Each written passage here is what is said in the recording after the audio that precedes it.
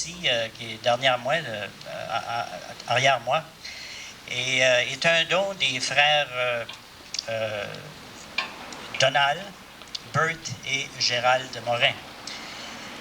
Gérald, tous natifs de Drummond. Donald demeure maintenant au Connecticut, aux États-Unis. Bert est notre chef de pompier, ça fait qu'il demeure ici à Grand-Sault. Et Gérald Morin est entrepreneur en construction et il demeure à Drummond.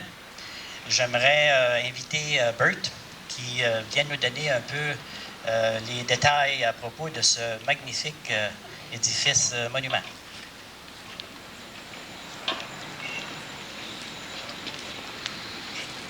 Merci, Joe. Distingués invités, mesdames et messieurs, c'est un petit projet qu'on a à cœur, les frères Morin, disons, pour les appeler aujourd'hui. C'est quelque chose qui a débuté, vous savez que le centre ici a resté vacant pour à peu près 1 an. On ne savait pas exactement ce qu'on allait faire. Il y a eu des suggestions, il y a eu toutes sortes d'idées qui nous ont passé dans la tête. L'idée est venue un avant-midi que j'étais dans le bureau du gérant de la ville avec 2-3 coups de crayon sur un papier. Et j'ai dit, je pense, que je me suis retourné chez nous. Et pour la forme du monument, on a essayé de penser à bien des choses. Et vous allez voir plus tard un peu, c'est écrit sur le monument, ça a la shape des chutes, disons, qui descendent dans la gorge. Aussi, il y a le trou jusqu'à la cloche. Ça peut signifier les Wells and Rocks, les puits dans le rocher qu'on a ici à Grand-Sault qui sont fameux. Et aussi peut-être le tunnel qui part de l'intake en haut qui descend jusqu'au pouvoir en bas. Fait que c'est quelque chose, avec un peu d'imagination, je pense qu'on peut voir ça. C'est quelque chose qui appartient à Grand-Sault, qui a été fait à Grand-Sault, qui est né à Grand-Sault, puis ça vient pour ça. La cloche, c'était peut-être le point culminant qui a décidé ce qu'on allait faire ici. La cloche, d'abord, est venue sur la vieille couverture de la vieille hôtel de ville.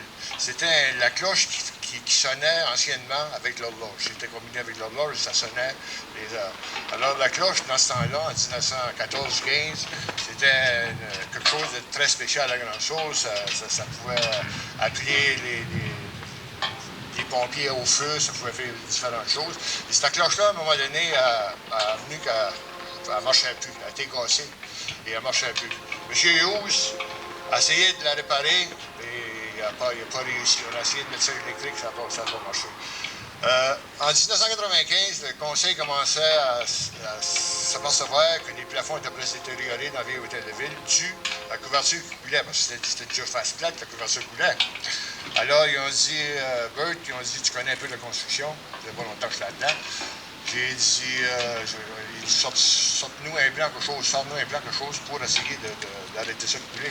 Fait que j'ai dit, la solution la meilleure, c'est faire une autre couverture avec un pignon des branchants. Alors, pour ça, il fallait enlever la vieille sirène que vous avez vue de l'armée qui était installée là quelques années passées. Et aussi, il fallait enlever cette cloche-là qui avait un clocher et ces choses-là. Fait que j'ai eu la permission d'enlever la cloche, j'ai pris l'échelle aérienne qu'on a ici, puis j'ai descendu la cloche, puis je l'ai mis dans le bas de la Fire Station. Tout en pensant qu'une bonne journée, on ferait un monument peut-être, on va à des conventions, quelque chose, la commémoration des pompiers, quelque chose de même. Il y a toujours une cloche, on s'en va en avant d'un monument, d'une cloche, quelque chose de même, pour commémorer les morts. J'ai pensé que quelque temps, on en ferait une à Grand-Sault de ça. Ça restait, ça faisait 5 ans de ça. On se cassait la tête ici, puis une bonne journée, ça a survenu que la cloche, c'est une belle place pour la mettre ici.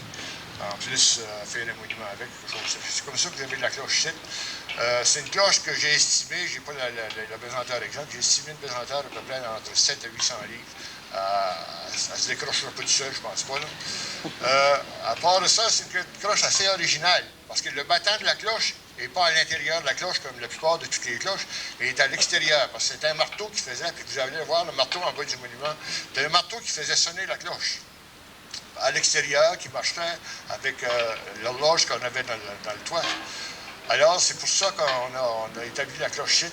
Puis nous autres, on est bien fiers de ça. On était assis à la table chez nous le soir, les 3 frères ensemble. La cloche était chez nous.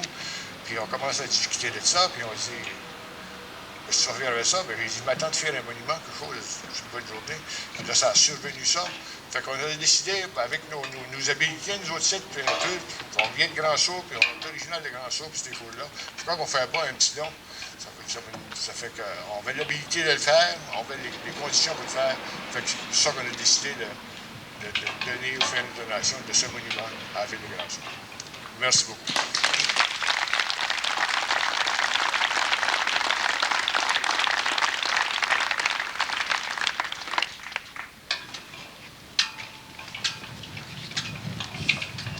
Bert, est-ce qu'on pourrait te demander, accompagné de tes frères, de dévoiler la plaque de l'enseigne monument?